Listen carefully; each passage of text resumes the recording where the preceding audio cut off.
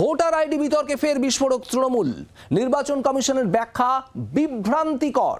নির্দিষ্ট ফরম্যাটে নম্বর ID epic আলাদা হওয়ার কথা নথি প্রকাশ করে দাবি তৃণমূল সাংসদ সাকেত গোখলের। এপিক নম্বর একাধিক হলে ভোটার তালিকায় ভুল ছবি, কিন্তু বাংলার ভোটারদের নম্বরে মিল ভিন রাজ্যের ভোটারদের। নথি পোস্ট করে দাবি তৃণমূল সাংসদ সাকেত গোখলের। ভুতুড়ে ভোটার ধরতে রীতিমতো তৎপর তৃণমূল কংগ্রেস। নির্বাচন কমিশনের ব্যাখ্যাতেও সতর্ক নয়, এখনো পর্যন্ত সন্তুষ্ট নয় তৃণমূল কংগ্রেস। আর এরই মধ্যে সাকেত গোখলের পোস্ট। রাজীব চক্রবর্তী আমাদের প্রতিনিধি রয়েছেন আমাদের সঙ্গে। রাজীব, ঠিক কি বক্তব্য তৃণমূল সাংসদ সাকেত গোখলের? দেখো, তৃণমূল কংগ্রেস নির্বাচন কমিশন গত রবিবার যে দাবি করেছিল সেই দাবিকে কার্যত একেবারে নস্যাৎ করে দিয়ে আজকে একটি সোশ্যাল মিডিয়ায় পোস্ট করেছেন এবং তৃণমূল কংগ্রেসের সাংসদ সাকেত গোখলে এই পোস্ট করেছেন এবং সেখানে তিনি নির্বাচন কমিশনেরই যে হ্যান্ডবুক রয়েছে সেই হ্যান্ডবুককেই কিন্তু তিনি তার অস্ত্র হিসেবে ব্যবহার করেছেন বলা যেতে পারে। এবং সেই বুক, সেটির নাম হচ্ছে handbook for electoral registration officer, যেটির নিয়ম মেনে নির্বাচন কমিশন ভোটারদের সাধারণত যে সমস্ত রেজিস্ট্রেশন করা হয়, ভোটার তালিকা তৈরি হয়, ভোটার আইডেন্টিটি কার্ড তৈরি হয়, সেই পুরো বিষয়গুলি। সঙ্গে থাকো রাজীব, যে ছবি আপনাদের দেখাচ্ছি একেবারে এক্সক্লুসিভ, আপনাদের আরো একবার দেখাবো। তৃণমূল কংগ্রেসের তরফে আরো নতুন নথি প্রকাশ করা হয়েছে এবং যে কথা তৃণমূল কংগ্রেসের তরফে গতকালই বলা হয়েছিল আজ সকাল 9টায় প্রকাশ করা হবে। এই সকাল 9টায় যে নথি প্রকাশ করার কথা ছিল সেই নথি 9:30 নাগাদ প্রকাশ করা হয়েছে তৃণমূল কংগ্রেসের তরফে। আরও একাধিক কিছু তথ্য দেওয়া হয়েছে যেখানে এই গড়মিলের বিষয়টা আরও স্পষ্ট হচ্ছে।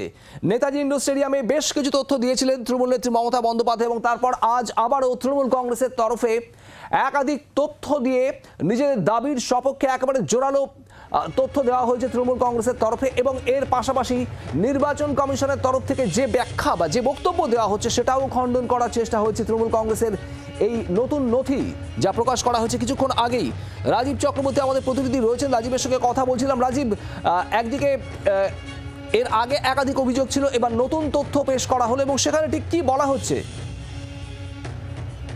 ইলেকট্রাল হ্যান্ডবুক যার কথা আমি বলছিলাম সাকেত গোখলে, যেটি থেকে একেবারে লাইন কিছু তুলে ধরেছেন, অর্থাৎ নির্বাচন কমিশনের যে নিয়ম মাফিক তারা চলে, যে নিয়ম তারা মেনে চলে এবং যে সফটওয়্যার তারা ব্যবহার করে, সেই জায়গায় কিন্তু সাকেত গোখলে একেবারে বলা যেতে পারে কিছু বিষয় তিনি উল্লেখ ধরেছেন।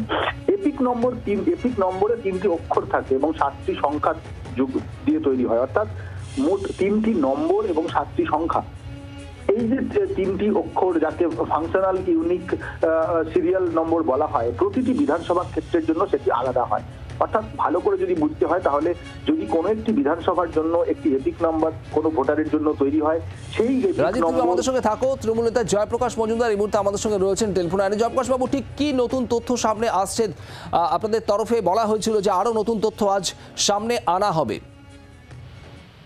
না, প্রত্যেক দিন সামনে আসছে যে এপিক কার্ড, যেটা একটা পরিচয়পত্রও বটে, সারা ভারতবর্ষে কিছু না হলেও বিভিন্ন অফিস দপ্তর শুধু ভোট দেওয়া নয়, নিজেদের পরিচয়ের জন্য বলে ভোটার আইডি কার্ড আছে তোমার, এটা তো বলে সকলকে, কন্যাকুমারী থেকে কাশ্মীর পর্যন্ত।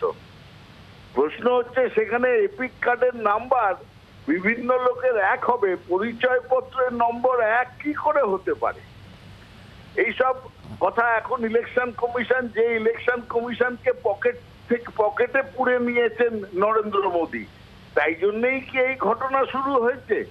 তারা অদ্ভুতভাবে বলছে একই এপিক নাম্বারে অনেক কার্ড থাকতে পারে, অনেক ভোটার থাকতে পারে।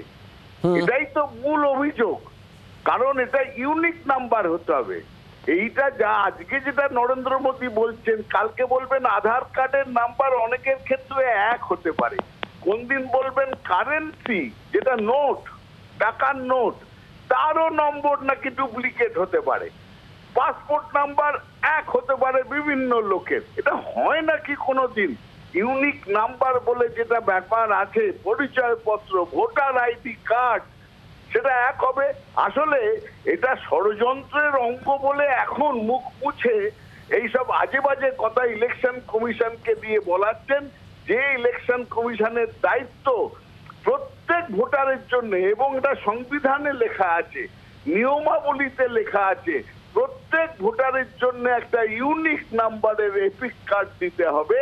সেক্ষেত্রে এই যে ঘটনা গত 1 বছর ধরে ইলেকশন কমিশন করেছেন বিভিন্ন ইলেকশন জেতার জন্য, এটা একটা প্রতারণা। সাধারণ বোঝা যাচ্ছে আপনার বক্তব্য জয়প্রকাশ বাবু। তৃণমূল নেতা জয়প্রকাশ মজুমদার আমাদের সঙ্গে ছিলেন টেলিফোনে। নথি পোস্ট করে একাধিক দাবি করা হয়েছে তৃণমূল সাংসদ সাকেত গোখলের তরফে, এবং জাতীয় নির্বাচন কমিশনের তরফে যে ব্যাখ্যা দেওয়া হয়েছিল যে একই এপিক নম্বরে একাধিক নাম, একাধিক ব্যক্তি হতে পারেন, আলাদা ভোটার কার্ড হতে পারে, ঠিক সেই ব্যাখ্যাকেই নস্যাৎ করা হয়েছে। ইলেকটোরাল রুল বুকেরই বিভিন্ন অংশ তুলে ধরে তৃণমূল সাংসদ সাকেত গোখেল সেই ব্যাখ্যা দিয়েছেন। বিজেপি নেতা শ্রমিক ভট্টাচার্য এই মুহূর্তে আমাদের সঙ্গে রয়েছেন টেলিফোন লাইনে। শ্রমিকবাবু, রীতিমতো সরব হয়েছে তৃণমূল কংগ্রেস। আবারও সাকেত গোখেল বেশ কিছু তথ্য তুলে ধরেছেন এবং সেখানে তিনি বলার চেষ্টা করছেন যে একই এপিক নম্বরে আলাদা আলাদা ভোটার কার্ড, আলাদা আলাদা নাম কি করে হয়। তৃণমূল নেতা জয়প্রকাশ মজুমদারেরও একই বক্তব্য, কি বলবেন? কি করে হয় তার তো স্পষ্টীকরণ দিয়ে দিয়েছে নির্বাচন কমিশন। নির্বাচন কমিশন একটা ইউনিক নাম্বারের জন্য চেষ্টা করছে। যে ফরম্যাটে আগে এই ভোটার কার্ড দেওয়া হয়েছিল সেই ফরম্যাটেই এতগুলো নির্বাচন হয়েছে। যে নির্বাচনে মুখ্যমন্ত্রী মমতা বন্দ্যোপাধ্যায়ের বিরুদ্ধে আমরা 2019 সালে 18টা সিট জিতেছিলাম, এবারে 12টা সিট জিতেছি। বলছেন বিজেপি কমে গিয়েছে। তা কোন ভোটার লিস্টের উপরে ভিত্তি করে? যে বিধানসভা নির্বাচন হয়েছিল কোন এপিকের উপরে ভিত্তি করে? এপিক কার্ডের 1 নাম্বার থাকতেই পারে ভিন রাজ্যে, কিন্তু তার ব্যক্তিগত যে বিবরণ সেটা তো এক হতে পারে না কোনোদিন। আর যদি সেরকম কোনো ঘটনা থাকে তাহলে সেটা কোনো ভুল থাকলে সেটা নির্বাচন কমিশনের বিষয়, তার দায়িত্ব তো বিজেপি নেবে না, নির্বাচন কমিশন সেটাকে সংশোধিত করবে। আসলে তৃণমূল কংগ্রেস পরিকল্পিতভাবে নির্বাচন কমিশনকে বিতর্কিত বানিয়ে তাদের উপর চাপ সৃষ্টি করছে যে তারা সারা পশ্চিমবঙ্গ ব্যাপী প্রত্যেকটা বুথে যেন ভুয়ো ভোটার ঢুকিয়েছেন সেই নামগুলো যেন ইন্ট্যাক্ট থেকে যায়, সেখানে যেন কোনো পরিবর্তন না আসে। আর লিঙ্গুইস্টিক মাইনরিটি যারা আছে এখানে, যারা রাজস্থানের মানুষজন আছেন, যারা গুজরাটের আছে, যারা পাঞ্জাবের আছে, যারা তামিলনাড়ুর আছে, যারা টি গার্ডেনের শ্রমিক আছে, এবং বিহার উত্তরপ্রদেশ থেকে প্রায় কয়েকশো বছর আগে আসা যে হিন্দি ভাষাভাষী মানুষ এখানে নিজেদের প্রতিষ্ঠিত করে ফেলেছে, আজকে তাদের বিপদে ফেলার জন্য, তাদের নাম ভোটার লিস্ট থেকে বাদ দেওয়ার জন্য কার্যত লিঙ্গুইস্টিক মাইনরিটি এবং হিন্দু বাংলাদেশ থেকে আসা উদ্বাস্তুদের নামের বাদ দেওয়ার জন্য তৃণমূল কংগ্রেস এই চক্রান্ত করছে। বাংলার আওয়াজ, বাঙালির আবেগ, জি 24 ঘন্টা।